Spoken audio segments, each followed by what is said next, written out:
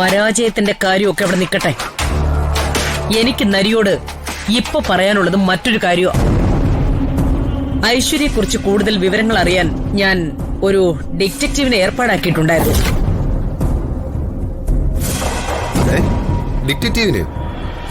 അതെ, അവൾക്ക് കൊട്ടാരവുമായിട്ട് എന്തെങ്കിലും ബന്ധമുണ്ടോ, അവള് പറയുന്നതൊക്കെ സത്യമാണോ എന്നെനിക്കറിയണമായിരുന്നു.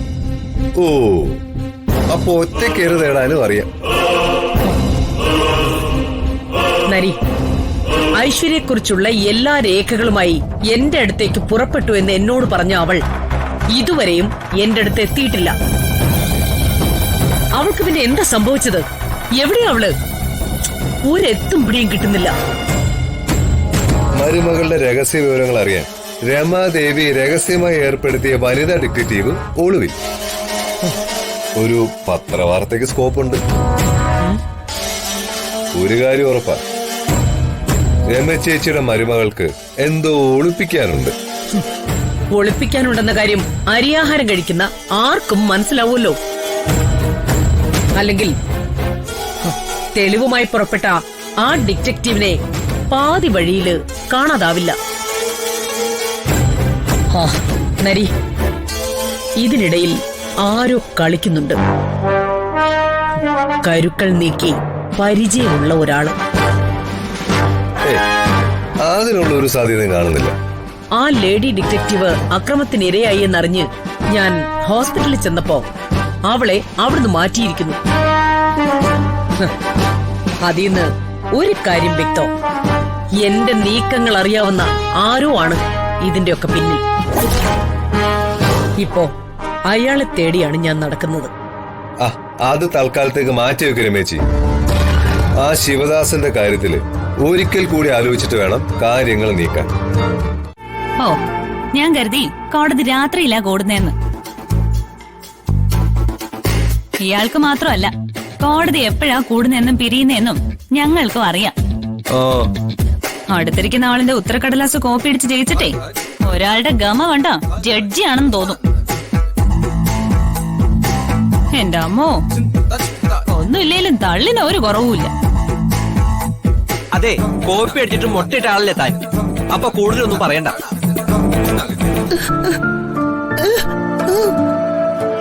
എന്താ ആന്റി പറയുന്നത്?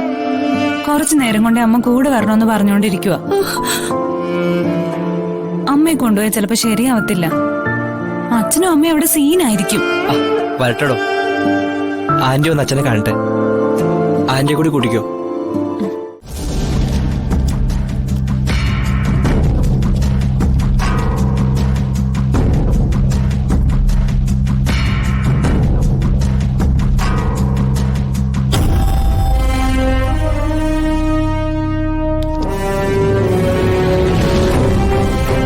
കേസ് 106/22 രാമകൃഷ്ണ മകൻ ശിവദാസൻ.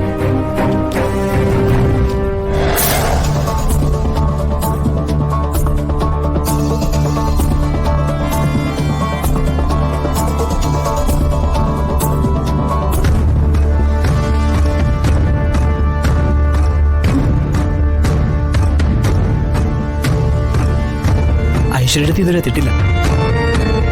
ഞാനൊന്ന് വിളിച്ചു നോക്കട്ടെ.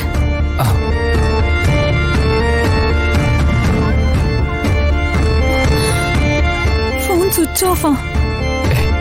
Case 106/22.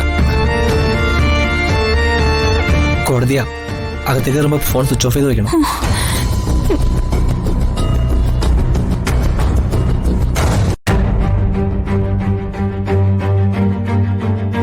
Four accused your owner,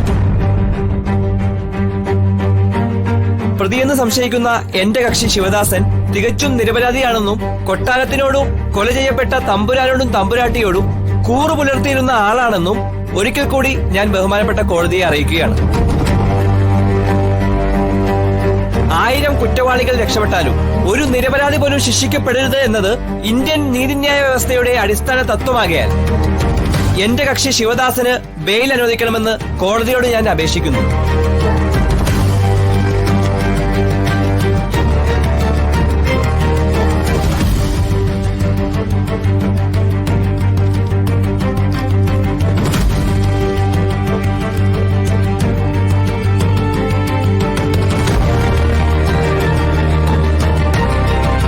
പ്രതിഭാഗം വക്കീൽ നൽകിയ ജാമ്യാപേക്ഷ ഒരിക്കലും പരിഗണിക്കാൻ പാടുള്ളതല്ലെന്ന് ബഹുമാനപ്പെട്ട കോടതിയോട് ഞാൻ അപേക്ഷിക്കുകയാണ്.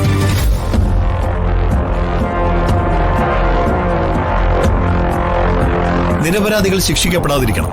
പക്ഷേ സംരക്ഷണവും തണലും കൊടുത്ത് തമ്പുരാനെയും തമ്പുരാട്ടിയും കൊലപ്പെടുത്തി വിശ്വാസ്യതയ്ക്ക് തന്നെ കളങ്കം ചാർത്തിയ ഈ കുറ്റവാളി ശിക്ഷിക്കപ്പെടണം. പ്രതി ശിവദാസൻ കൊട്ടാരത്തിലുണ്ടായിരുന്ന കാലമത്രയും വിശ്വാസ്യതയും കൂറും പുലർത്തിയിരുന്നു എന്ന് അവകാശപ്പെടുന്ന പ്രതിഭാഗം വക്കീൽ അതിന് തെളിവായി രാജകുടുംബത്തിൽ ഒരു അംഗത്തെ കൊണ്ട് സത്യവാങ്മൂലം നൽകണമെന്ന് ബഹുമാനപ്പെട്ട കോടതി നിർദ്ദേശിച്ചിരുന്നു. അങ്ങനെ ആരെങ്കിലും വന്നിട്ടുണ്ടോന്ന് ബഹുമാനപ്പെട്ട കോടതി ആരായണമെന്ന് അപേക്ഷിക്കുന്നു.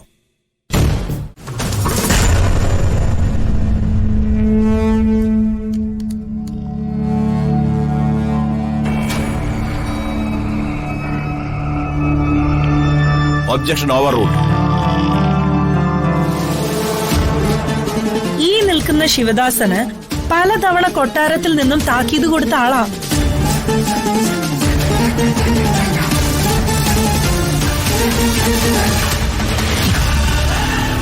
തമ്പുരാനെ ഇതിനു മുമ്പും ഇയാൾ അപായപ്പെടുത്താൻ ശ്രമിച്ചിട്ടുണ്ട്. ആ ഒരു കാരണം കൊണ്ട് തന്നെ കൊട്ടാരത്തിൽ നിന്നും പലതവണ പുറത്താക്കിയിട്ടുണ്ട്.